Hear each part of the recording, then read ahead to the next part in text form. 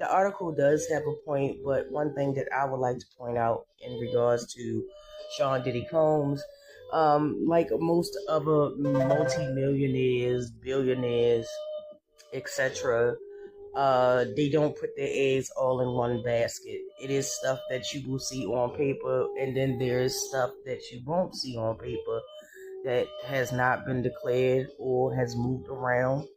Um, a lot of wealthy and powerful people, for example, have chose to put a portion of their money or the majority of their money in banks overseas, like Deutsche Bank. It's not the only one.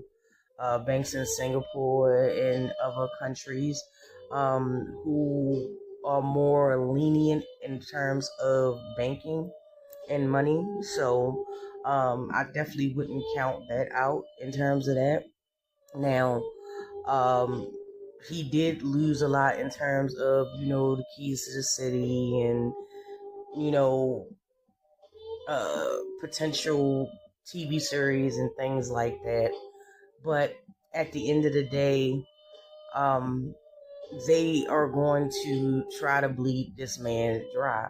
And I don't say that in a malicious way. I say that because of the simple fact of, despite what people want to know, the one thing Diddy cared about the most, and I'm not just talking about financial when I say this, the one thing that he cared about the most, that was the main constant theme that I noticed throughout the trial, was his reputation, how people viewed him, how people viewed his family and friends, just overall, just his reputation.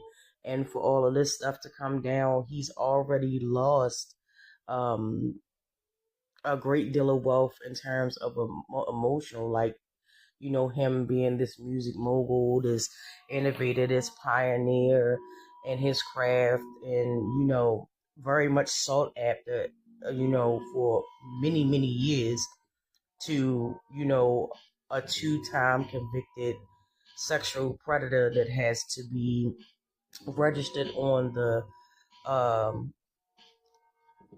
registry list for offenders.